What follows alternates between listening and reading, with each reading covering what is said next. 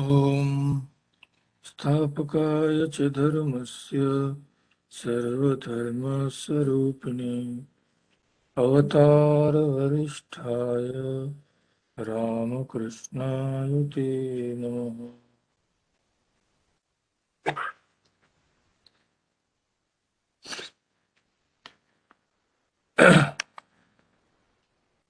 So, you must have seen that today we will discuss another aspect of the yoga philosophy, very important aspect, that is the nature of avidya. So, before starting, we will just, in order to understand better, we will just go back a little with the help of some images. So, we have already discussed that the impressions which our mind is gathering every moment of our life exists in 4 different states. Just to refresh your memory, I will share the image.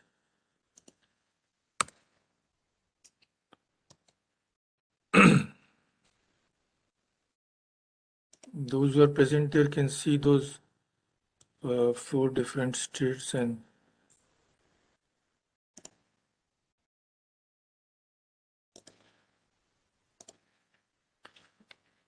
so we have already discussed this, that the manifest impressions lie in our conscious mind. They are called udara or expanded, and the impressions which lie in the subconscious mind are there in 3 different forms. That is prasupta, dormant form, attenuated, that is it becomes weak in the case of those who are practicing spiritual disciplines. And the third is overpowered. Overpowered means when some impression is overpowered by another impression. So just you can see here, the dormant obstructions remain in the mind in a potential state. These awaken in time when they turn towards their objects. Then the overpowered state, when one set of impressions is held down for a while by those that are stronger, but they come out when that obstruction is removed. And the attenuated state, these are weakened by spiritual practices so that a person can control them. So all these are, we have already discussed that all these are called kleshas. Kleshas are painful and they are obstructions on the path of yoga. So that is why they have been translated as pain-bearing obstructions. Now, before sharing the next image, I'll just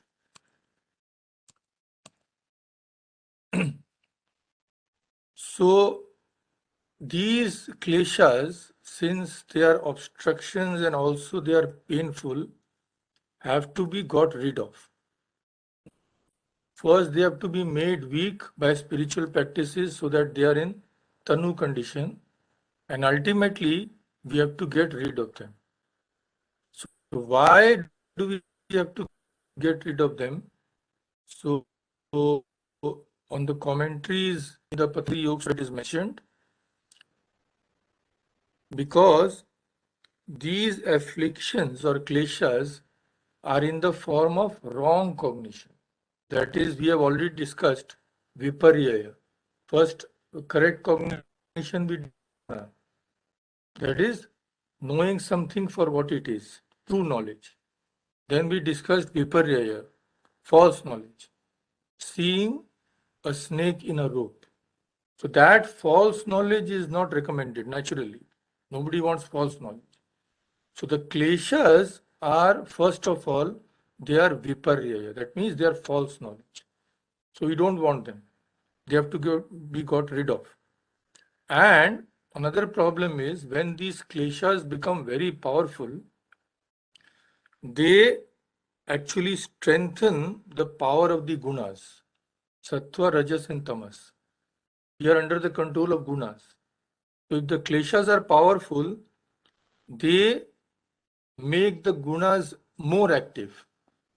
So we are again more in control of them. We lose self-control, and whenever some guna becomes predominant in us, we are helpless. And because of this, when they strengthen the flow of the gunas, the power of the gunas, then they also set in motion the chain of cause and effect. Because when gunas overpower us, we cannot control our actions. So one action leads to another, that is the cause and effect. And because of this cause and effect, all our problems arise because we can never get rid of the bondage of karma. One thing leads to another. So in short, because of these reasons, the kleshas have to be first weakened and ultimately we have to get rid of them. Getting rid of them is extremely difficult. So in the beginning, we have already seen in what stages they exist. Dormant, attenuated, etc. We already know. Now, what are the nature of the klesha? What is the nature of the kleshas? See, suppose Mr. X is there, we know that Mr. X is either in deep sleep or he is dreaming or he is waking. So these are the states in which Mr. X is. But what is the nature of Mr. X? What is his nature? Is he good natured, bad natured? What does he do? We have to know. So kleshas also we have seen in what states they exist. But what are they? What is their nature? That we have to know. So first, the kleshas or the pain-bearing obstructions are not one, but unfortunately many. So those are called, I will show you, Avidya, Asmita, Raga, Dvesha, Abhinivesha. I'll just share the image.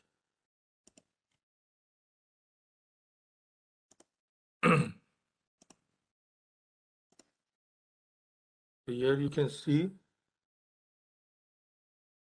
these are the kleshas.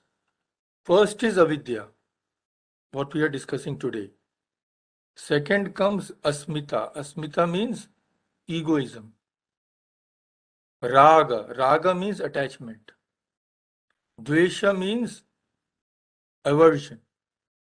And Abhinivesha is clinging to life. Clinging to this mundane existence which we call living. And we are afraid to end this existence. Everybody is afraid of death. So however miserable a person may be, he doesn't want to die. He wants to cling to life. So there is one, Swamiji has mentioned, I think, this joke or somebody else. So one person, very poor person, he used to make his living by cutting wood and grass in the forest and all. Hardly 2 meals a day, poor people. So every day used to go and all those, heavy things he used to carry. And every day used to tell God, God, please call me. God, please call me to you. Please, in Bengali they say tule now. Tule now means utha lo mujhe, in Hindi they say. So one day God heard his prayers and God came. So he was trying to lift a very heavy bundle of grass. So God came and said, Chalo, you asked me to come and take you and lift you to the heavens and all. So I've come to lift you. Let's go. So as soon as God said, he said, Oh God, you misunderstood me. I had told you to help me lift this bundle of grass so that I can go and sell it. What are you telling? How can I go now? I have my wife, my children, I'm expecting grandchildren. So this is called Abhinivesha. That is clinging to life. More about it later. Now, these, according to Swamiji, these are the 5 pains. Avidya, Asmita, Raga, Dvesha, Abhinivesha. 5-fold ties that bind us down, according to yoga philosophy. So what is the speciality of Avidya? Why are we devoting one whole talk to that? Because Avidya is the root cause of all the other which follow. So if Avidya, if you can get rid of the root, all other 4 will go automatically. You need not make separate attempts. But till Avidya exists, these other 4 cannot be got rid of. Avidya is generally translated as ignorance. In Advaita philosophy, whenever we read, Avidya means ignorance. But there is much more to it. In much more detail, this term, this very important term in philosophy, in Indian philosophy, has been analyzed in the Yoga Sutras. So all the different sets of impressions, all kleshas, have one source, ignorance. So we have to learn what ignorance is.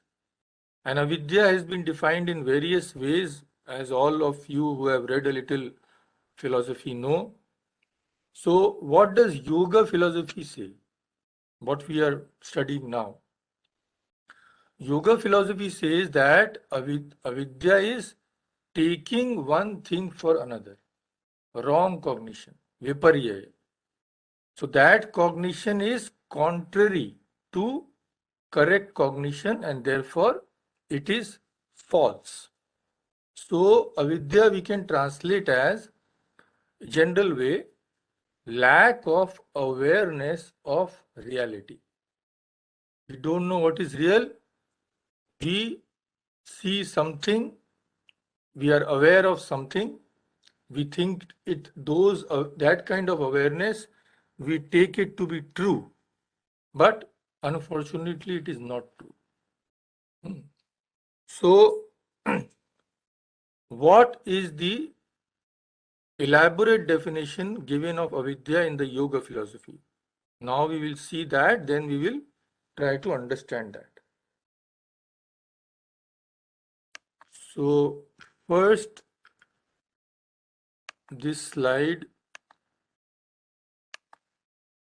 this slide shows the sutra in which it is mentioned that ignorance is the cause of all other kleshas, all other pains. Avidya kshetram. Kshetram means field. From field everything sprouts up. So from avidya all these other things are produced. That is why it is called kshetra. So avidya kshetram uttaresham, of all that has been mentioned afterwards, avidya is the cause. Prasupta tanu vichinna udaranam. These are the states. Prasupta, dormant. We have already seen that. Now we come to the definition of avidya. A wonderful definition, and it is, if we just examine ourselves, we will see how we are laboring under these false impressions. So this is very important. What is avidya? Here it is described, mentioned. Anitya, ashuchi, dukha, anatmasu, nitya, shuchi, sukhatma, khyati, avidya. So the terms which are mentioned in the first word, the first term is to be connected with the first term of the second verse. The second term of the first word is to be connected with the second word, like this. That anitya, nitya. The feeling of nityaness, eternalness in what is not eternal.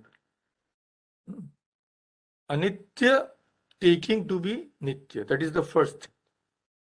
Ashuchi taking to be shuchi. What is impure, taking that to be pure. That is the first thing. Then dukkha, what is actually miserable, what is actually causing us misery, thinking it to be sukh, that is giving us, we think that it gives us pleasure. And the fourth is anatmasu. Anat means what is not the Atman, what is not our real self, taking it to be Atma, that is Atma Khyati. So Avidya has four parts. First is taking the non-eternal to be eternal. Second is thinking that what is impure is actually pure. Third is thinking what is painful to be a source of pleasure. And fourth is thinking what is not ourself, like mind and body. We think it to be our own self. So these are the four wrong cognitions which constitute avidya and under which we are all laboring. And because of this wrong cognition, our lives are becoming miserable. That is the thing. So first we will examine this one by one. I will just made it into a point form so that you can see.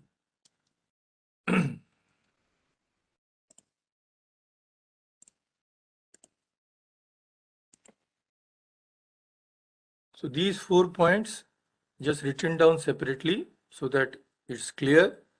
So ignorance or avidya is taking the non-eternal for the eternal, impure for the pure, the painful for the happy, and the non-self for the Atman or the self. This is the thing. So now, in very, very brief way, we will analyze these 4 things. First is to consider what is Anitya as Nitya. So Nitya means eternal. When you add a, it becomes opposite in meaning Anitya. So we take the word in the Yoga Sutras, it is generally mentioned in a very brief way in the commentaries that we take the world with the sky and the moon and the stars as permanent. Everything, we think that it will remain forever. And in our practical life, all the events which take place, so many things have happened since we were born and since we learned to think for ourselves. So all the events, while they are taking place, we think they are eternal. They will never end. So we take them extremely seriously, and while those things are going on, we go on discussing about them and all the pros and cons, and we decide the future of the world, more or less. So all this points to our not realizing first the nature of the world, and secondly, always mistaking the non-eternal for the eternal. So very famous poem is there in the English language, in which one verse is there which is often quoted. All the paths of glory but lead to one place, lead to the grave. Everything will end there. Everything we have to leave behind, our name, fame, money, everything, all, even our body. So elaborating this, all paths of glory but lead to the grave, Swami Vivekananda says, all our progress, our vanities, our reforms, our luxuries, our wealth, our knowledge have that one end, death. That is all that is certain, he says. Cities come and go, empires rise and fall, planets break into pieces and crumble into dust to be blown about by the atmospheres of other planets. Thus, it has been going on from time without beginning. Death is the end of everything. Death is the end of life, of beauty, of wealth, of power. But people don't realize that. All the events in the world which we see, we can easily see that in spite of knowing this, we don't know this. Everything is here today and gone tomorrow. So Swamiji says again, explaining this, youth and beauty vanish, life and wealth vanish, name and fame vanish, even the mountains crumble into dust. Truth alone abides. Truth alone abides means only that which is not governed by the law of cause and effect, which is beyond the universe, only that remains.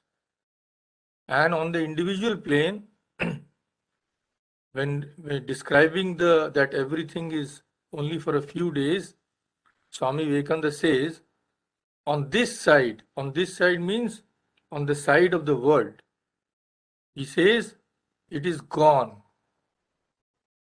Everything is already gone because it is vanishing every day. The beautiful, hopeful young person of today is the veteran of tomorrow. Hopes and joys and pleasures will die like blossoms with tomorrow's frost. So each person, if you ask, even very successful persons and all, they will say, oh, it just seems a few days when I was young, I was active. See what has happened, now I'm old. So time passes. But problem is, we are so much hypnotized by the hope of getting some permanent thing in the world that we don't realize that time is passing. And we are slowly our body is going under, body is disintegrating, mind is becoming weak, we are overcome by diseases. So on this side means on this worldly side, it is vanishing every day. We cannot even hold the disintegration of even one thing for even one moment. We cannot stem the tide, it is impossible. It has to be destroyed. What is born has to be destroyed.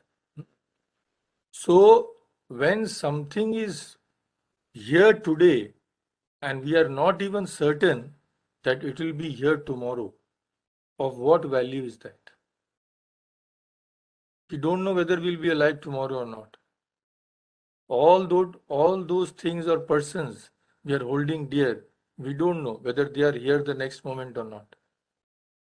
Still, this feeling of permanence in what does not even last for one moment, like physicists will know that the atoms and the subnuclear particles, they are always in motion. So when they are in motion means the substance is constantly undergoing change. But still somehow we feel that it is permanent. This feeling makes us strive for things which will not remain. And in the end, after whole life of striving, we find that we could not get anything permanent. Everything came, went away. Then some people, not all people, then some people may realize that yes, everything is impermanent here. So that is why Swami Vivekananda says, first realize that here on the worldly plane, it is nothing. What we are trying to get is nothing, it is zero. Because what is here tomorrow and not there tomorrow, what is here today and may not be there tomorrow, it is bound to be destroyed, has no value at all. So first this thing has to be realized. And if this is true, which we know in our heart of hearts that this is true, then what is the result? The result is beautifully mentioned in the Imitation of Christ. When we grasp this truth, then what do we know? What arises in our mind? The feeling that arises is a quote from the Imitation of Christ. It is vanity then to seek after and to trust in the riches that shall perish. It is vanity too to covet honors and to lift up ourselves on high. It is vanity to follow the desires of the body and be led by them. It is vanity to desire a long life and to have little care for a good life. It is vanity to take thought only for the life which now is and not to look forward to the things which shall be hereafter. It is vanity to love that which quickly passes away and not to hasten where eternal joy abides. So this is the first thing which is the constituent of avidya. That taking what does not remain to be eternal. What is not even constant for one fraction of a second, we think that it will last thousands of years. Many things follow from that. It is a big thing. So now we'll go to the second aspect of avidya. What is that? Mistaking the ashuchi, what is not pure, to be shuchi, to be pure. So it says that our bodies, which we decorate in so many ways and apply so many things and apply so many colors, etc. It says that we think this body to be extremely pure, while it is the most impure thing in the world. Why? On 4 points. They give 4 reasons. In Sanskrit it says sthanat, bijat, upashtambhat, nisyandanat, nidhanat api. Nidhan means death. That is the final thing. So first sthanat, place of origin, where the body grows. That is extremely impure. The source from which the body is produced, that is impure. All the ingredients in the body, blood, flesh, etc., all these are impure. All the secretions of the body, which come through from all these ears, nose, mouth, etc., all these are impure. And finally, the body will be burnt to ashes, or it will be eaten by worms and all that. So because of these 5 reasons, the body is the most impure thing in the world. Nothing else produces impurity of itself. Like even if you don't do anything, even if the body is still, we have to take our bath every day. Even if a patient is on a bed, he has to be cleaned. Because the body is such a thing that will become impure if you don't clean it. No other object in the world is like that. If you don't touch it, maybe some dust will gather, that's all. So half our lives are spent in beautifying what is by nature impure. Just imagine. And all this media, advertisements and all, when we go to malls and all that, this cosmetic, this, that, apply this. So all these are strengthening our wrong notion, because we have not learned to think for ourselves. We are guided by all this nonsense. So these strengthen our avidya, that is wrong concept, seeing something which is impure as purity itself. So Sri Ramakrishna says once to Mahendranath Gupta that being in a body which will not last and which consists of such impure ingredients as intestines, biles and flesh and bone, can anybody like that? And Holy Mother says, people go more mad after this body, my child. So what will remain? 2.5 ounces of flesh and bones. Because in India they are cremated, everybody is cremated. So what remains? Rakh or bones, that is ash and bones. So this is the condition of the body which most people literally worship. Taking the impure to be pure.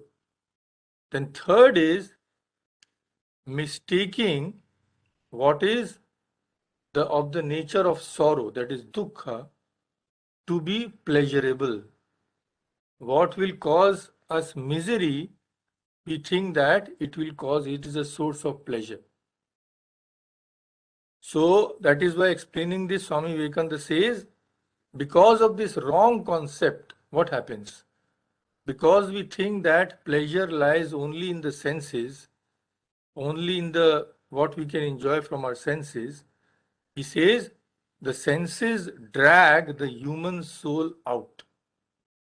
Man is seeking for pleasure and for happiness where it can never be found. It can never be found. For countless ages, we are all taught that this is futile and vain. There is no happiness here. There is no happiness in the world. But we cannot learn. So even if a person who owns everything, who has enjoyed everything, who has known fame and power, etc., at the very top level, even if you ask him, you need not ask him. By his actions, you can know that he is not satisfied. If you ask Mr. Trump, are you satisfied? What has he left? The highest position in the world. Who is more powerful than the President of USA? But no, he still, something is gnawing at his heart. He feels, he still wants something. Why? What is that? If there was satisfaction, then all these people, Hitler would have been satisfied by conquering few countries, Stalin would have been satisfied, all these people would have been satisfied. But nowhere we find happiness. It seems there's some versions which say that he passed his last days in hell because he was always afraid that somebody would come and kill him. He had produced so much misery, and actually it is said that Stalin was assassinated. So this is the kind of peace, so-called peace, which worldly power and riches bring us. Why? Because we don't reflect at all. We don't learn from the experiences of others, nor by our own experiences. We are madly rushing after what one person is doing, the second person is doing, the third person is doing the same thing. So that is why again Swami Vivekananda says, happiness we see is what everyone is seeking for, all without any exception, from the little child to the elderly person. Happiness is, we see that what everyone is seeking for, but the majority seek it in things which are evanescent, which don't remain and not real. Anything which passes away with time cannot be real. No happiness was ever found in the senses. There never was a person who found happiness in the senses or in the enjoyment of the senses. Happiness is only found in the Atman. That is what Swami Vivekananda says, and all the great spiritual leaders also say the same thing.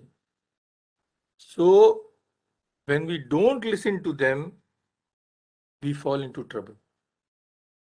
That is why Tulsidas ji says, there is a beautiful book by him, Vinay Patrika, wonderful poetry is there. So he says, जो मार्ग श्रुति साधु दिखावे तेहि पथ चलत सबय सुख पावे. जो मार्ग श्रुति साधु दिखावे तेहि पथ चलत सबय सुख पावे. जो मार्ग means the way. Who shows? The spiritual person shows. And Shruti. Shruti means scriptures, scriptures of the world, like the Vedas, Bible, Upanishads, Gita, all that. Tehi path, that path, if we go by that path, Tehi path chalat, sabai, all can gain happiness. That is the only path. And what do these scriptures teach? What do they say? So again, Tulsidas ji has explained this, the teachings of the scriptures, in a few words, but in a wonderful way. What does he say? That your whole existence, you are actually now in an ocean of bliss. Now itself, you are in the midst of the Ganga, but still you are dying of thirst. Why? Because you are running after a mirage. So what is there with you, the eternal thing, you are not partaking of that, although it is the nearest to you, but you are running after Mriga Bhama, that is the mirage. So he says in poetry, आनंद सिंधु मध्य तव बासा बिनु जाने कसमरसी Piyasa. You are dying of thirst, piyasa, while actually your home is in Ananda Sindhu, in the ocean of bliss. मृग भ्रम बारी सत्य जिय जानी तह तु मगन भयो अति सुख मानी. Mrigbari in the mirage, Satya, Jiya Jani, in your heart, that mirage you took to be real. And you immersed yourself in that, thinking what? Sukhmani, that it will give you pleasure. So, Taha Magana Majjasi Pan Kari, Traya Kal Jal Nahi. Taha Magan Majjasi Pan Kari, Trayakal Jal Nahi means you are immersing yourself in the mirage in which all the three times means there never was, it is not there now, and there never will be water. From there, you are seeking to allay your thirst. Where there was never water, it can never be. There can be no water in a mirage.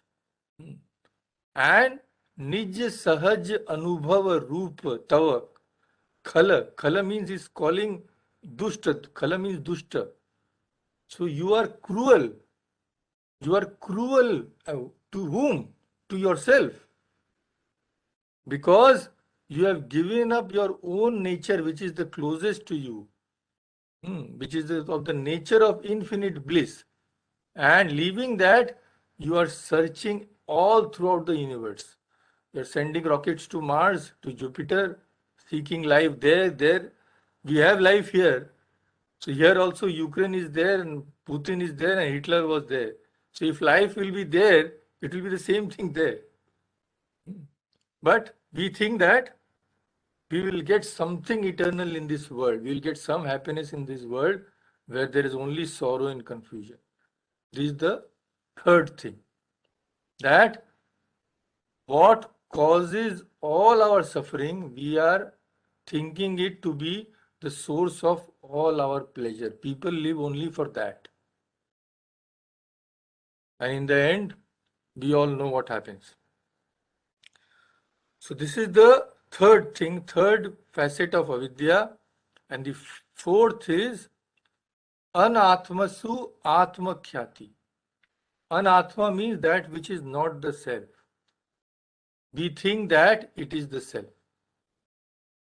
So it is avidya when one looks upon things as one's own, when they are not so. Holy Mother used to say, no, two brothers fight over land. This is my land, this is Lord, your land. After a few years, when they are gone, whose land it is? So people look upon external objects. It is said in Sanskrit, Atmani Atmakhyati. In what is not ourself, Anatmani Atmakhyati. These terms, if you remember, it will be very nice because it will occur again and again. And also not only in this, but also Bahya Upakaraneshu, all these external objects. Those also we think to be a part of ourselves.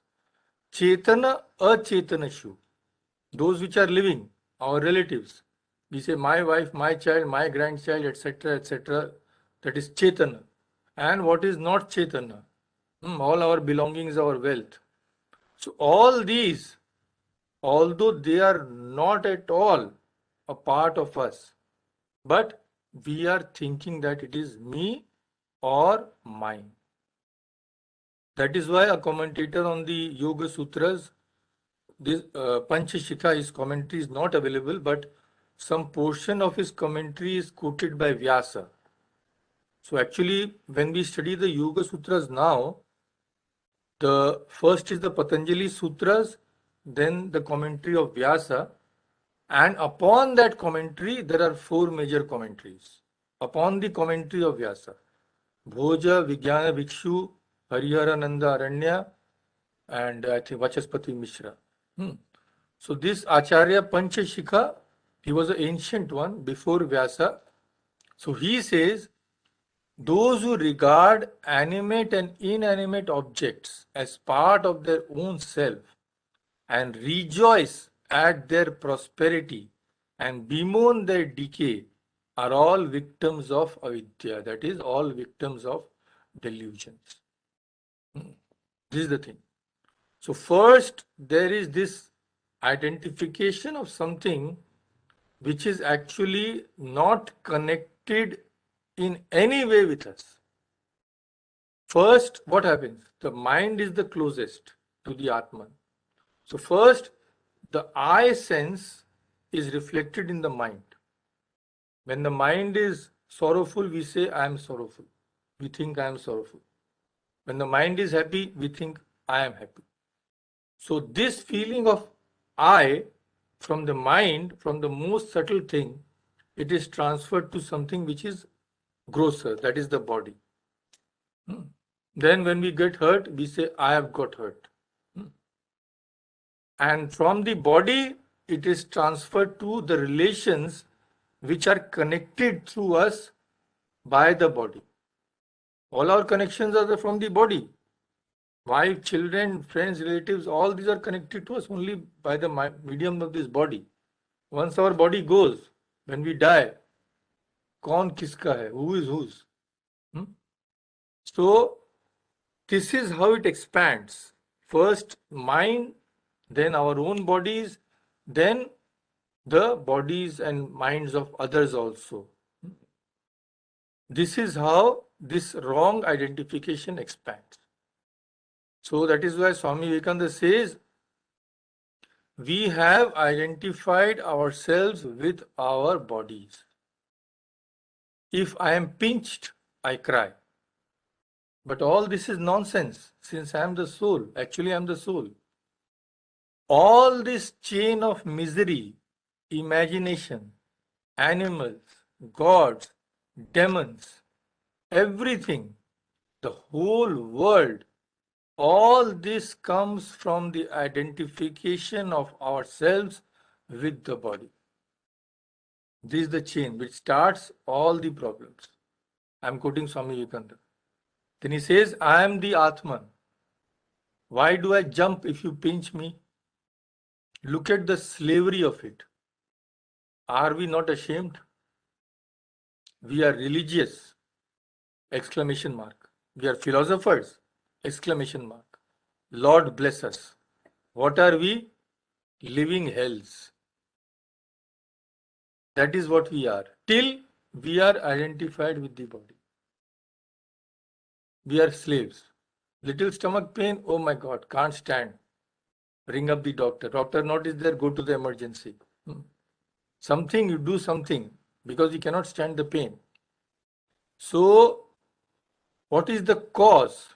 The cause of this identification, again Swami Vivekananda describes, man makes the mistake of separating himself from God and identifying himself with the body. This mistake arises through ignorance. We can call it Maya, Avidya, ignorance. It is all the same thing. So what is that? It might be said to be seeing the real as something else and not as it is. So not seeing the rope as a rope, seeing it as a snake. The identification of ourselves with the body leads to inequality in the world. This is on the individual plane. We suffer with the body, that is also. But even in the whole world, all the problems arise. Why? Because people identify themselves with the body, which leads to inequality. I think I am inferior, he is superior. I am poor, he is wealthy. So I also want to be wealthy, by hook or by crook. This leads to inequality, which inevitably leads to struggle and jealousy. So if Putin realizes that he and that Zelensky, or what is his name, if he realizes that they are not separate, will he attack any other country or any other province? So this, yeah. So, and as long as we see inequality, we can never know happiness. When we see, always compare. This is a habit of person. If he has $1,000, he will compare himself to one who has $5,000. If he gets that amount, he will compare himself to a millionaire. So he can never be happy, because he always thinks that somebody is happier than I am, because they measure happiness in the terms of money. So then you will compare yourself in the end to the Van City Bank or the Scotia Bank, and you'll always be feeling jealous because that has more money than you have. So there is no end to that. No end to this foolishness. So through ignorance, we have joined ourselves with a particular body and thus opened ourselves to misery. So this identification is the gateway. We have opened the gate to misery. And this idea of a body is a simply superstition, Swami Vivekananda says. So what is our goal? The goal is to perceive the soul itself. We cannot perceive the soul. Why? Because it has got mingled up with nature, mixed up. The salt has mixed up with water. Now it is very difficult to separate. It is mingled up with the mind and the body. The ignorant man thinks his body is the soul. So, in yoga philosophy, what is the problem? What is the cause? Yoga philosophy says different waves arise in the mind and cover up the soul. Like different waves in the ocean, do not let us see the bottom of the ocean. So we get to see only a little reflection of the soul through these waves. Waves are the chitta vritti, or the modification of the mind. So if the wave is one of anger, we see the soul as angry. We say, I am angry. If it is one of love, we see ourselves reflected in the wave and we say we are loving. So the real nature of the soul is not perceived as long as there is even a single wave in the lake of our mind, in our chitta. As long as there is a single wave, we cannot see what lies beyond the mind. That is the soul. That is why in yoga philosophy, the aim is to cease, make all these waves cease. That is why it is very first sutra is, what is yoga? Yoga is chitta vritti, modifications of the mind, nirodha, it stop them completely. But it is easier said than done, of course, we all know that. So what happens? Again, I will quote this beautiful poetry of Tulsidas. Why, you see, these difficult philosophical things, how beautifully they have mentioned in poetry and in such simple language. So what Swami Vivekananda says, that we have separated ourselves from God and identified ourselves with the body. He says so beautifully, he says the same thing, that Hari, when we have separated ourselves from Hari, what happens? Deha Geha. Geha means ghar, home, and Deha means body. So when we separate ourselves from God, we make this body our home. And what Swami Vivekananda says of Maya ignorance, he says, Maya basa, being in the clutches of Maya, we forget our real nature. Swarupa Bisrayo. That is why what happens? Brahmata, we are wandering here and there. Darun Dukhupayo. So, जीव जब ते हरि ते bill गान्यो तब ते देह गेह निज जान्यो. When as soon as you separate yourself from God, you think that this deha is your geha. Maya bas swarup bisrayo. You forgot your real nature because of Maya. Maya bas swarup bisrayo. Tehi bhram te darun dukh payo. So he kept on wondering, thinking the non-eternal to be eternal, thinking the impure to be pure, thinking what is not ourself to be self, and we went on suffering. So पायो जो दारुण दुस्सह दुख सुख लेश सपने हो नहीं मिलियो. Lesh means even a fragment of happiness, even a trace of happiness. Even in dreams you did not get.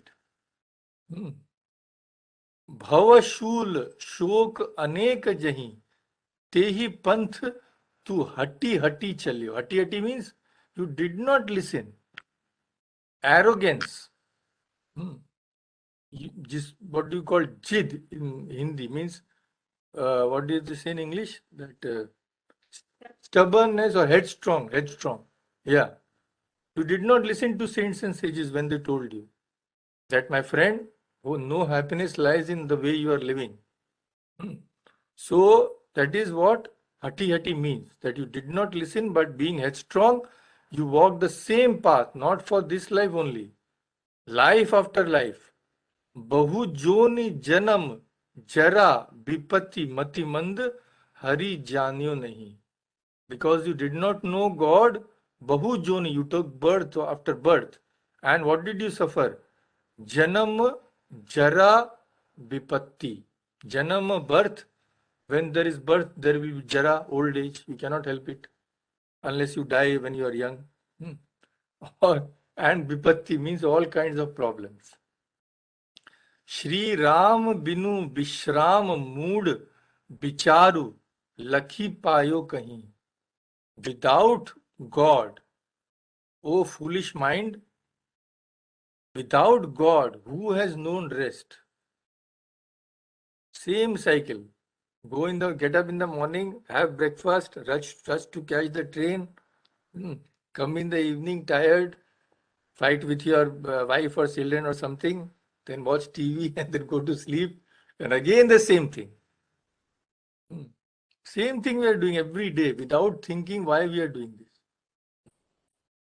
We think that we say I love our children. If our children become lawyer and doctors, we throw a party and all that.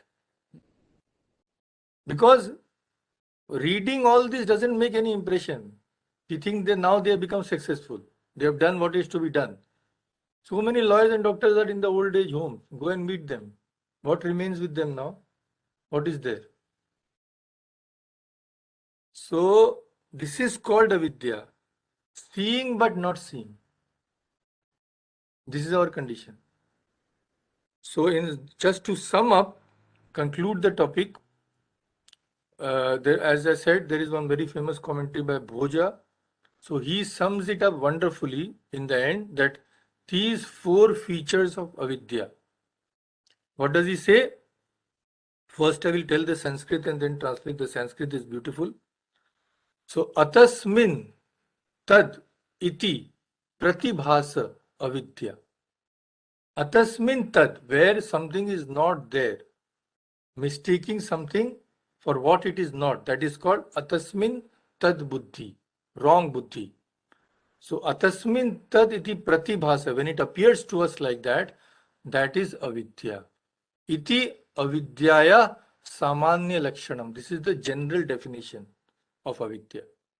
Then when you go into detail, what do you see?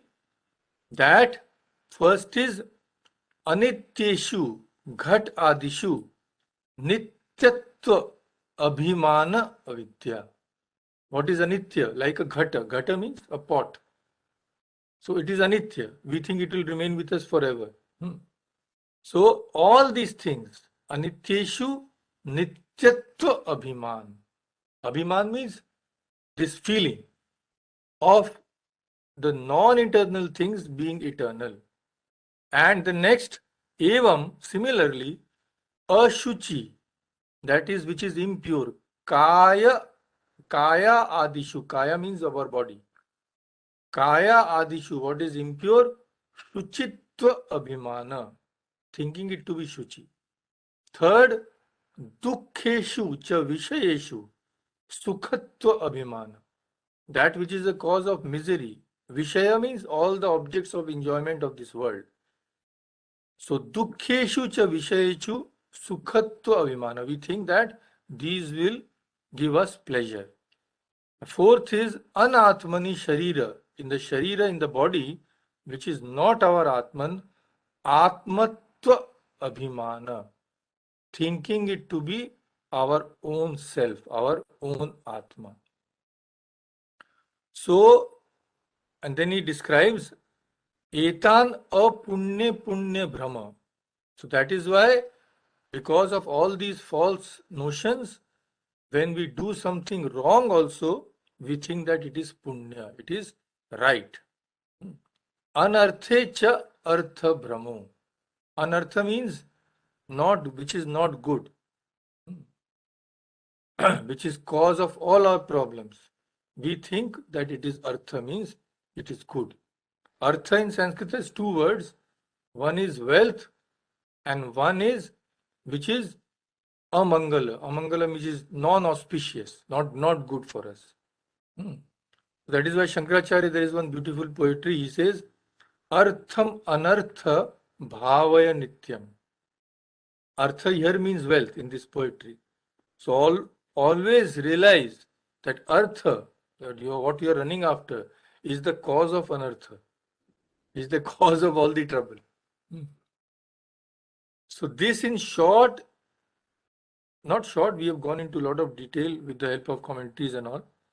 So this is avidya, and as we have seen that it is the cause of other kleshas also. So what was the whole sutra? Avidya, Asmita, Raga, Dvesha, Abhinivesha. Avidya, ignorance. Asmita is egoism. Raga is attraction. Dvesha is aversion. Abhinivesha is clinging to life. So from avidya, other four follow. Because of this misapprehension comes egoism. From egoism comes attraction. We like something and dislike something, attraction and aversion. And all this gives rise to clinging to life. Because we think life here means what? Life here means assumption of a body. This is life. I'm not talking about eternal life in the Atman. That is not life as we know. We know only living to be this. So when somebody gives up the body, we say he is dead. So life here means assumption of the body. And we think that it is a very good thing. That is why asuras think it is a very good thing. The demons think it is a very good thing. Because we read in the Puranas that Hiranyakashipu, he was the father of Prahlada. So when he did great tapasya and austerities and all, so Brahma appeared before him. He said, you asked for a boon. He said, I want to live eternally. I want to be Amara. Amara means I never want to die. So that life, what he is seeking, that his body will be permanent, eternal. So Brahma said, no, that cannot be. That is impossible. I cannot give you that boon. Because no body in the world can be permanent. Something which is born will have to die. So he asked for some other boon. Then he asked for that boon. He gave a lot of conditions. He thought that these conditions will never be fulfilled and I will never die. But God's Maya. So he came and fulfilled all those conditions and he killed Hiranyakashipu. So we also, like Hiranyakashipu, we never want to die. but nobody can avoid death. And because if we are really, if our eyes have really opened, then only can we get rid of these false notions and neither desire life nor be averse to life. That is the condition of that is the highest stage. That is our aim. That is the condition of those who are called Jivan Muktas. That is, even while residing in the body, they don't identify themselves with the body. So they neither welcome life, nor if death comes, will they drive death away. For them, it is the same thing. Because the body dies. So when our clothes are torn, etc., do we weep a great deal over it? No, that is, we can get more clothes, no problem. We are not personally affected at all. We have so many clothes we have worn and we have destroyed also. It has gone. Yeah.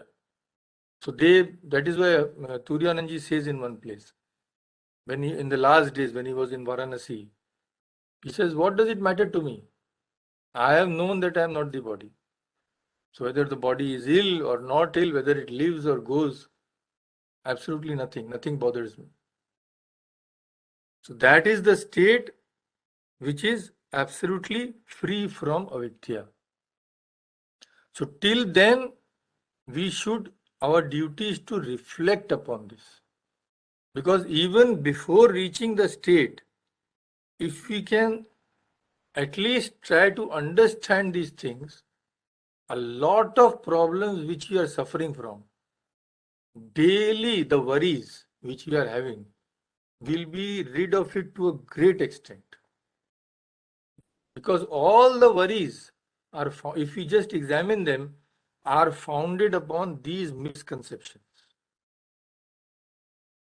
So until the realization comes, at least if we try to understand them intellectually and try to minimize these kleshas, minimize that, don't be attached to external objects knowing that they will perish one day. Don't weep and cry. So one day, Tuyananji and Swamiji were going, I think they were on a ship or something. So there was a glass, so it fell from Turyananji's hand and broke. So Turyananji was telling, "Oh, I'm so sorry I broke this glass and all." So Swamiji was there. He said, "Will this glass have typhoid or cancer or something? This will go this way. It is the nature. So why do you fret over those things? It is in the nature of things. Once you recognize, you accept. Once you accept, you don't cry and weep over things which are bound to happen. But this takes years because the wrong notions have become so strong, they again and again they will come up. So we have to keep these in mind and constantly discriminate.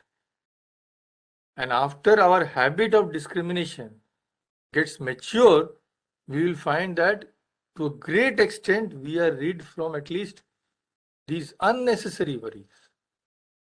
So at least our mind will be in a fit state to try to think of God. Now it is even difficult to try. As soon as we sit down, this, that, so many things come up. 100 years we think of. Our children, grandchildren. I was talking with one person here. Yeah, he's a devotee. He used to attend our classes once.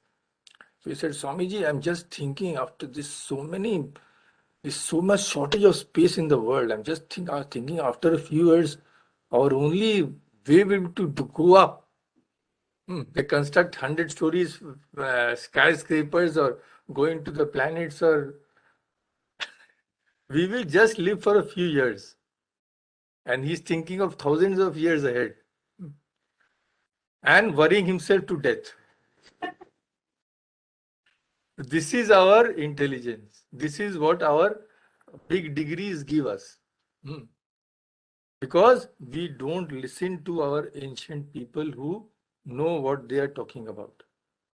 So constant discrimination and reflection on these things will help us a lot in our daily life to at least go about our duties peacefully, not with a long drawn face, always worried. This anybody can feel just with a little practice. Yeah. So, after this, we will take up the products of avidya. This is Asmita, Raga, Dvesha, Abhinivesha. All these follow from avidya. Not the next week. Next week, I'll give you something a little simpler, lighter here. So, next, less gloomy. This is the problem. The very fact that we find this gloomy indicates avidya. That is the problem. Yeah. So, anyway, let us stop here today. Anjali is finding it very gloomy. And if she finds it gloomy, her food will also be not that good. So I have to keep her happy. Okay. So, Om Shanti Shanti Shanti Hari Om Tat Sat Shri Ram Krishna